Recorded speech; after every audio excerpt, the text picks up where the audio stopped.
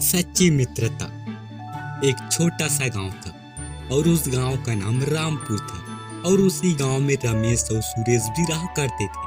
और रमेश और सुरेश दोनों दोस्त थे और वे रोज दोपहर के समय एक पेड़ के नीचे बैठकर खूब बातें किया करते थे। एक दिन रमेश तो आ गए पर सुरेश नहीं आया। जब काफी देर तक वह नहीं आया तो उन्हें चिंता होने लगी। रमेश ने सोचा कि मेरा मित्र जरूर किसी संकट में फंसा होगा, मुझे जाकर पता लगाना चाहिए। यह सोचकर रमेश वहां से जाने लगा। लेकिन रमेश को सुरेश कहीं भी दिखाई नहीं दिया। वह थक कर एक पेड़ के नीचे बैठ गया। तभी उसके कान में सुरेश की रोने की आवाज आई। रमेश तेजी से उस ओर भागते हुए गया जिस ओर से आवाज आ रही थी। तभी उसने देखा उसका मित्र सुरेश एक जाल में कैद है। मित्र की यह हालत देखकर रमेश की नजर एक चोर पर पड़ी जो कुछ ही दूरी पर एक पेड़ के नीचे सो रहा था। वह सुरेश के पास पहुंचा। मित्र घबराओ नहीं, मैं अभी इसे निकाल देता हूँ। चोर के जागने से पहले ही वह रस्सियों को काट दिया।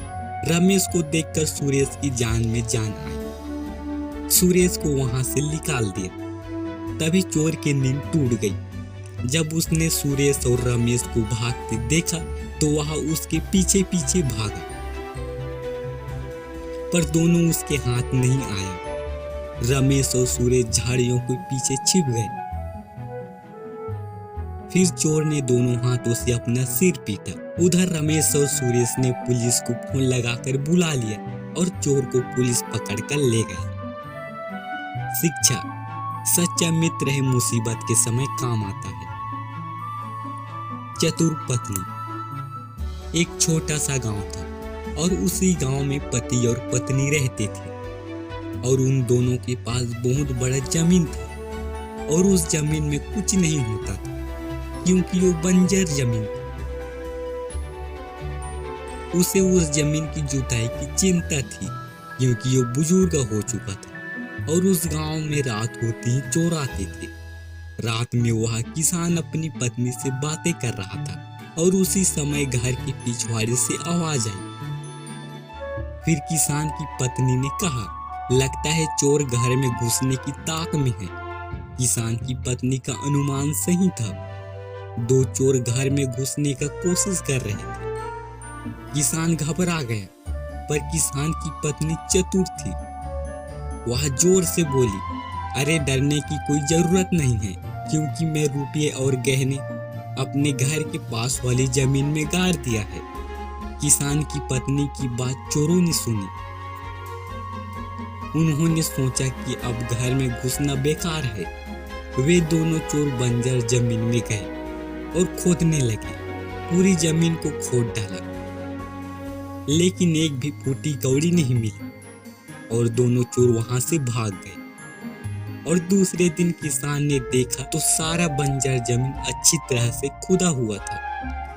वह अपनी पत्नी की चतुराई से बहुत ही खुश हुआ। शिक्षा। चतुराई से काम लिया जाए तो बड़े से बड़ा काम हो सकता है। संतोष ही धन है।